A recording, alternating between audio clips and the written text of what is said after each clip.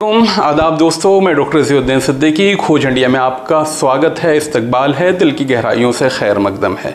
बहुत दिनों के बाद हम आपके सामने एक नया एपिसोड लेकर हाजिर हैं। उसके पहले आपसे जो मैं हमेशा गुजारिश करता हूं वो गुजारिश फिर से कर रहा हूं कि अगर अभी तक आपने हमारे इस चैनल को सब्सक्राइब नहीं किया है तो प्लीज़ सब्सक्राइब करें, और अगर हमारा आज का एपिसोड आपको पसंद आता है तो इसे शेयर ज़रूर करें।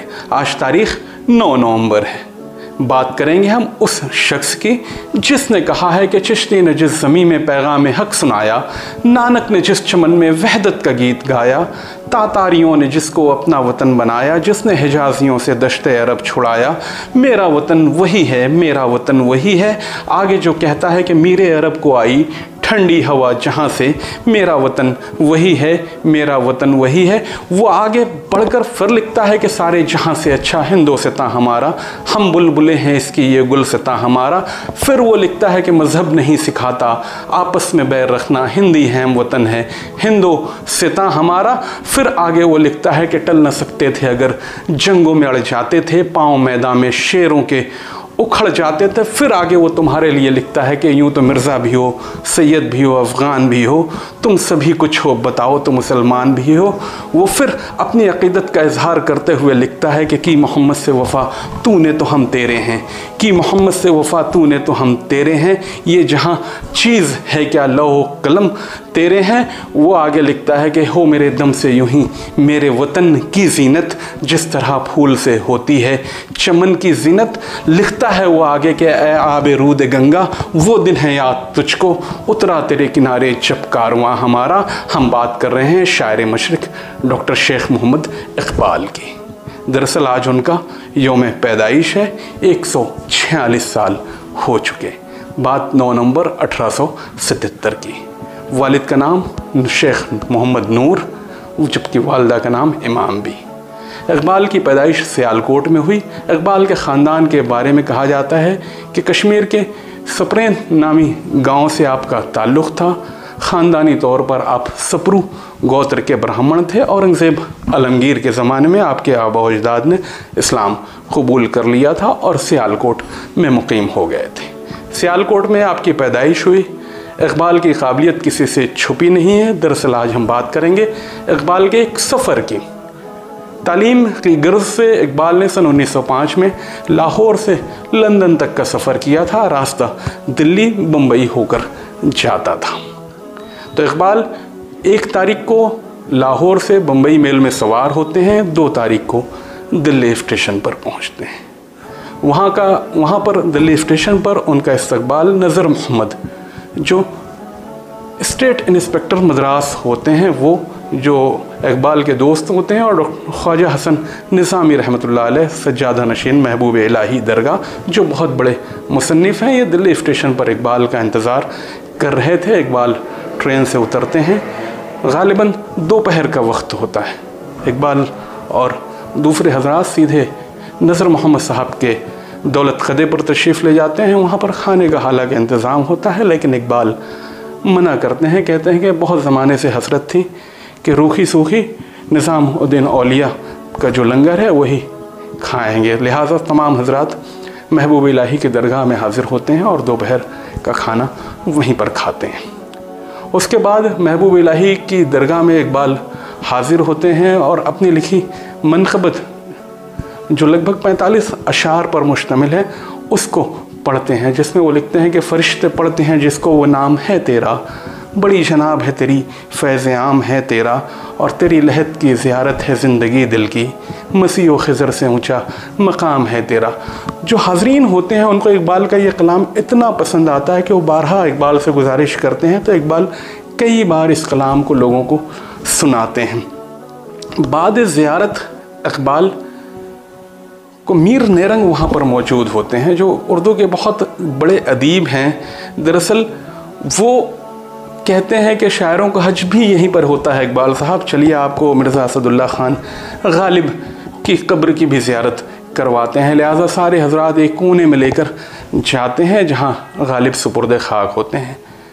इक़बाल भी वहाँ पर पहुँच जाते हैं। पहुँचकर उस जगह पर सब ज़मीन पर बैठ जाते हैं। फाकन विलायत नामी एक लड़का इनके साथ होता है जिसकी आवाज़ के चर्चे दिल्ली में काफ़ी होते हैं, बहुत अच्छा तरन्नुम होता है। वो इसरार करता है गालिब की एक गज़ल सुनाने के, इकबाल मान जाते हैं और वो शुरू करता है गालिब की वो मशहूर ज़माना गज़ल कि दिल से तेरी निगाह जिगर तक उतर गई, दोनों को एक अदा रजामंद कर गई। ख़ास तौर पर जब वो इस शेर पर पहुंचता है तरन्नुम में, हालांकि वो सुनाता है, मैं भी कोशिश करता हूँ कि वो बादे शबाना की सरमस्तियाँ कहाँ, वो बादे शबाना की सरमस्तियाँ कहाँ, उठिए उठिए उठिए के बस लज़्ज़ते ख्वाबे सहर गई, उठिए के बस लज़्ज़ते ख्वाबे सहर गई, दिल से तेरी निगाह जिगर तक उतर गई। उस जालिम का अंदाज इतना वालिहाना होता है कि इकबाल के ऊपर इस शेर को सुनकर रक्कत तारी हो जाती है। इकबाल बेसाख्ता होकर रोने लगते हैं, तकरार होती है। कई बार वो इस शेर को दोहराता है कि वो बाद शबाना की सरमस्तियाँ कहाँ, उठिए कि बस लज़्ज़तें ख्वाबे सहर गई। दरअसल इस गालिब के शेर में गालिब ने 1857 के दर्द को पूरी तरीके से बयान कर दिया है, जिसे इकबाल बहुत अच्छी तरीके से यहाँ पर महसूस कर रहे थे। वो महसूस कर रहे थे कि आखिर जो कुछ हुआ था वो गालिब की आंखों के ही सामने तो हुआ था।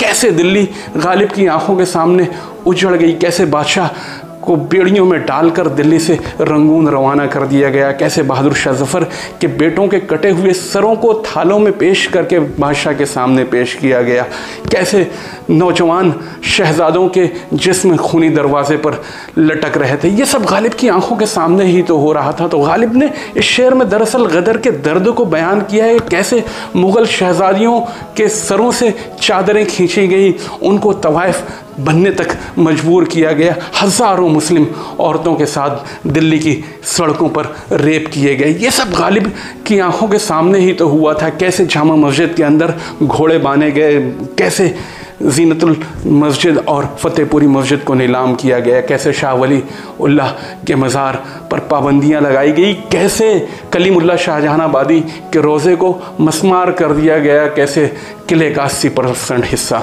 तोड़ दिया गया, कैसे दिल्ली के एक एक करके सारे मुसलमानों को दिल्ली से जिला वतन कर दिया गया।